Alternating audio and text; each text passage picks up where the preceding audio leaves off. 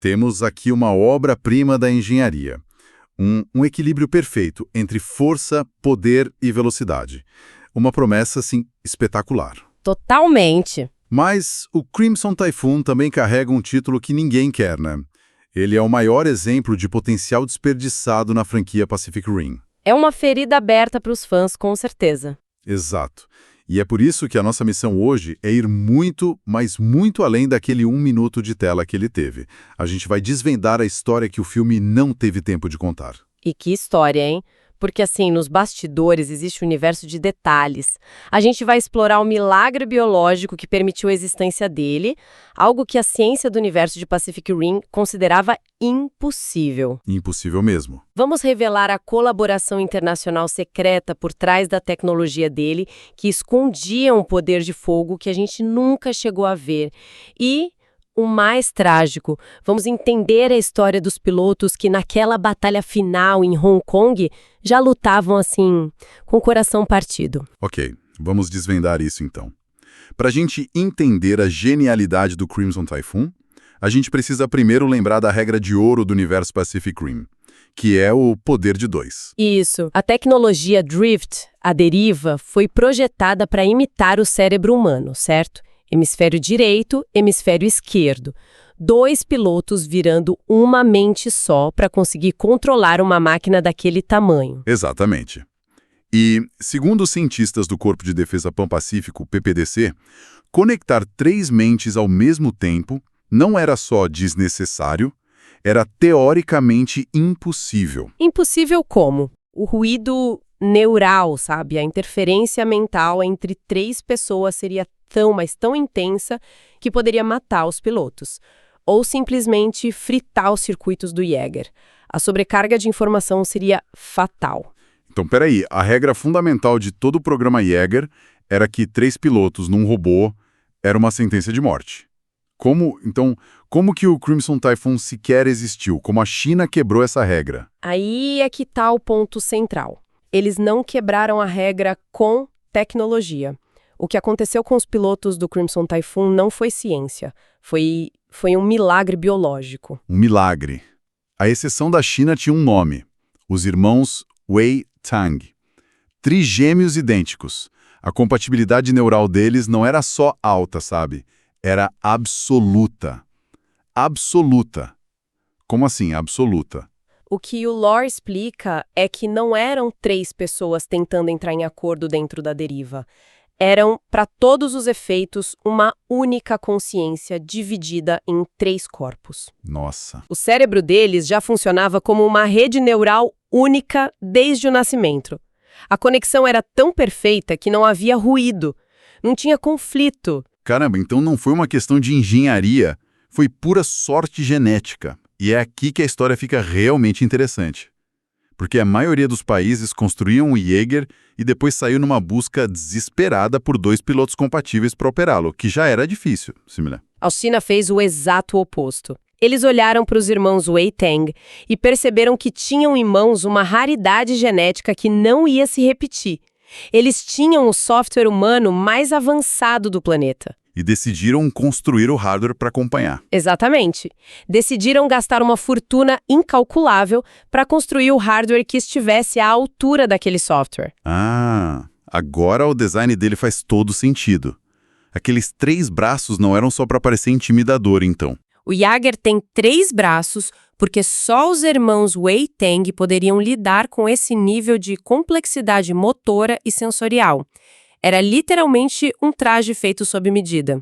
Um Jäger que ninguém mais no mundo poderia pilotar. Ninguém.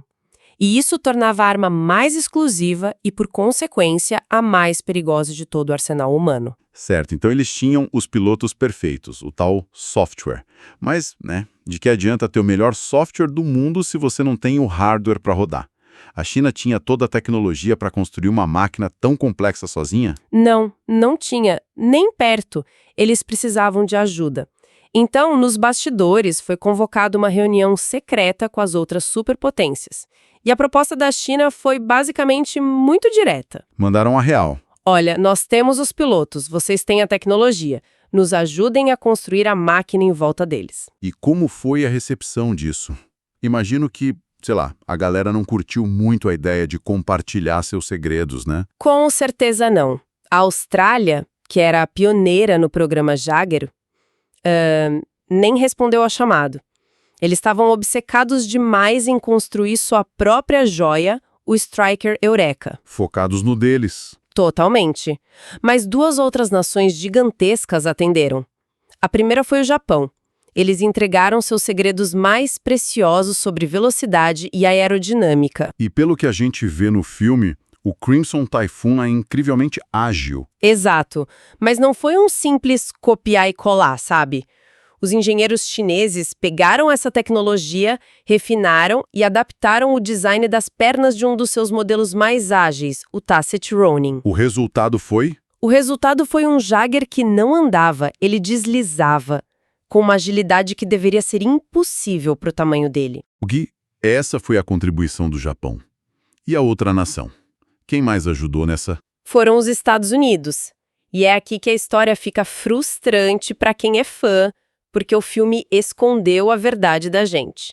Na tela, tudo que vimos do Crimson Typhoon foi ele, girando as lâminas tipo um liquidificador gigante. É, basicamente isso. Mas as plantas originais e a arte conceitual contam uma história muito, muito diferente. Sabe o que sempre me deixou intrigado nele? O design. Por que aquele braço esquerdo é tão desproporcional, tão robusto? Tem aquela proteção enorme no ombro, bem maior que a do lado direito. Não parece só uma escolha de estilo, né? Você tocou no ponto central. Essa é a parte que o filme esconde. Não é estética, é funcionalidade pura. O que os Estados Unidos forneceram foi uma tecnologia de energia experimental. Energia? Aquele ombro volumoso, ele escondia um segundo reator nuclear, totalmente independente do reator principal. Um segundo reator? Mas para quê? Esse reator secundário era dedicado exclusivamente a alimentar uma arma secreta, um supercanhão de plasma escondido no braço esquerdo. Nossa, então ele não era só um lutador de curta distância, ele era um sniper.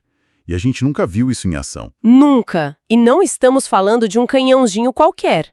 De acordo com as artes conceituais, a gente está falando de uma arma 2 ou 3 vezes mais poderosa que a do Gypsy Danger. Uau! Um tiro concentrado capaz de perfurar um kaiju de categoria 4 de lado a lado. A China construiu um sniper nuclear, mas o filme decidiu nos mostrar só um liquidificador gigante. É uma das maiores perdas de potencial que eu já vi no cinema. Com essa fusão de poderes, a fama do Crimson Typhoon deve ter disparado, imagino. Vitórias impecáveis, um estilo de combate que era um espetáculo. Exatamente. O mundo clamava por ele. E a China, num gesto de confiança, de cooperação global, concordou em emprestar sua joia para missões críticas em outras costas do Pacífico. Por um tempo, tudo parecia ir perfeitamente bem. Até não ir mais. Até o desastre acontecer. O que houve? Durante uma dessas missões no exterior, os sensores detectaram uma assinatura Kaiju emergindo da fenda com um único alvo: a China continental. A ordem para o retorno imediato foi dada, e eles correram. Os trigêmeos levaram os motores ao limite, cruzando o oceano numa corrida desesperada contra o tempo. Mas a física foi cruel. Eles não chegaram a tempo. Não. Quando eles finalmente avistaram a costa, o Kaiju já tinha tocado solo. A regra de ouro dos Jaegers é parar o monstro no mar, na chamada Miracle Mile, né? Sim, claro. Mas naquele dia, a linha de defesa foi quebrada. O Crimson teve que entrar em combate não no oceano, mas no meio de uma metrópole densamente povoada. A luta foi brutal. O Crimson Typhoon, fiel à sua reputação, despedaçou o Kaiju. Tecnicamente, eles venceram. O monstro caiu morto. Mas o custo? O custo foi insuportável. Milhões de vidas perdidas no fogo cruzado. Prédios inteiros desabaram com pessoas dentro. Foi uma vitória militar, mas uma catástrofe humanitária. Eles venceram a luta, mas falharam na única missão real: proteger o seu povo. Exatamente. Eu não consigo nem imaginar o que os irmãos Wei Teng sentiram. Salvar a cidade, mas ao mesmo tempo ser o catalisador da morte de milhões de compatriotas. É uma vitória que soa como uma derrota. Totalmente. E a reação do governo chinês foi imediata e drástica. Eles emitiram um decreto inquebrável. O Crimson Typhoon nunca mais deixaria as águas territoriais chinesas. Ele se tornou o guardião eterno e exclusivo de sua costa. Peraí. Então é por isso que o último Shatter Dome, a última base da resistência humana, é em Hong Kong. Não foi coincidência. Não mesmo. Isso prova um detalhe crucial que muitos fãs deixam passar. O PPDC teve que mover todas as suas operações para perto do Crimson Typhoon. Porque eles sabiam que precisavam dele. Desesperadamente. Eles sabiam que precisavam do poder dele na batalha final e sabiam que a China não permitiria que seu guardião se movesse um único centímetro. Se eles queriam o Crimson Typhoon na luta, a luta teria que ir até ele. E assim a gente chega na batalha final. E para entender a queda dele, acho que temos que lembrar de uma máxima militar. Na guerra, não vence o mais forte. Vence quem tem a melhor informação. E foi aí que a humanidade perdeu desde o início. Nós estávamos lutando completamente às cegas. Completamente. Para o PPDC, os kaijus eram simples bestas irracionais, sabe? Monstros que saíam de um buraco para quebrar coisas aleatoriamente. A gente não conseguia se comunicar com eles, não os entendia. A gente simplesmente os matava e esperava o próximo. Mas o inimigo sabia tudo sobre nós, não é? Tudo. Graças à mente coletiva e às memórias dos que caíam em batalha, os precursores, os criadores dos kaijus, eles conheciam nossa tecnologia, nossas bases e principalmente nossas fraquezas. Eles estavam jogando um jogo diferente. O que só o lore mostra é que o ataque a Hong Kong não foi uma briga aleatória. Foi uma missão de operações especiais. Eles nos fizeram acreditar que eram animais estúpidos, para que a gente ficasse confiante até o momento em que decidiram dar o golpe final. Então eles enviaram assassinos, projetados sob medida para desmontar nossas melhores unidades. Uma operação cirúrgica. Perfeitamente cirúrgica. E a especialização era assustadora. Para o Cherno Alpha, uma fortaleza física quase imbatível no corpo a corpo, eles enviaram o Otat com um ácido corrosivo projetado especificamente para dissolver aquela blindagem russa. Ok. Para o Striker Eureka, a máquina digital mais avançada da história, eles enviaram Leatherback com um pulso eletromagnético orgânico, a única coisa no planeta capaz de desligá-lo. Isso levanta a pergunta óbvia.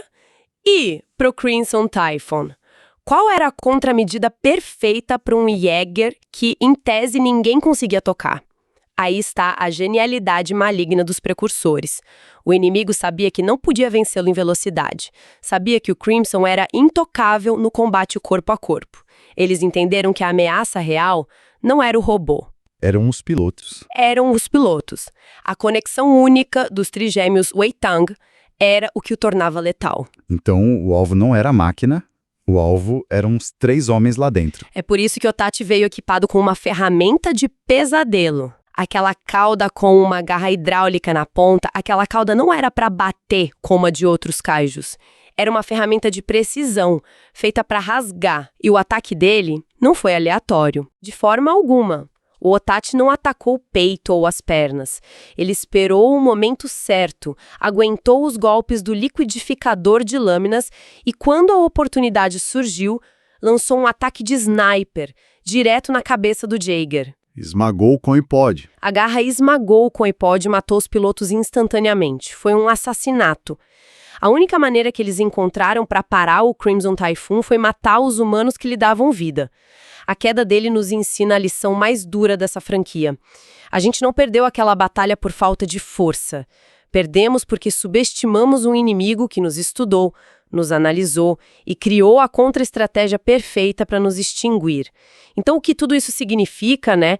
É uma ironia cruel, quase poética, que o Jaeger mais avançado da China tenha sido a principal vítima de uma lição que um general chinês escreveu há mais de 2.500 anos. Estamos falando, claro, de Sun Tzu e sua obra A Arte da Guerra. Tem uma frase nesse livro que define tudo que a gente acabou de ver. Qual delas? Se você conhece o inimigo e conhece a si mesmo, Não precisa temer o resultado de 100 batalhas. Se você conhece a si mesmo, mas não conhece o inimigo, para cada vitória ganha, você também sofrerá uma derrota. O Crimson Typhoon era a personificação da primeira parte. Nós conhecíamos a nós mesmos. Sabíamos que éramos fortes, rápidos, tecnologicamente superiores. A máquina era a prova disso. Mas a gente falhou. Falhamos miseravelmente na segunda parte. Nós não conhecíamos o inimigo. Nós os tratamos como animais, enquanto na realidade, os precursores estavam aplicando os ensinamentos de Sun Tzu melhor do que a gente. Eles nos estudaram, encontraram nossas fraquezas e atacaram onde a gente não podia se defender. Se a gente conecta isso ao quadro geral, o Crimson Typhoon não é um monumento à fraqueza. É um trágico lembrete da arrogância humana. Exato. Não importa quão forte seja a sua armadura, nem quantos braços você tenha, ou quão avançado seja seu reator secreto. Em uma guerra, a força bruta é inútil se o seu inimigo está jogando xadrez enquanto você está só distribuindo socos. O que me deixa com um último pensamento. Se os precursores eram estrategistas tão brilhantes, tão calculistas a ponto de projetar assassinos sob medida para cada um dos nossos melhores defensores, será que o ataque a Hong Kong foi realmente o golpe final que eles planejaram? Ou era apenas mais uma jogada em um jogo muito maior? Uma isca projetada para nos fazer gastar nossos melhores recursos antes do verdadeiro ataque?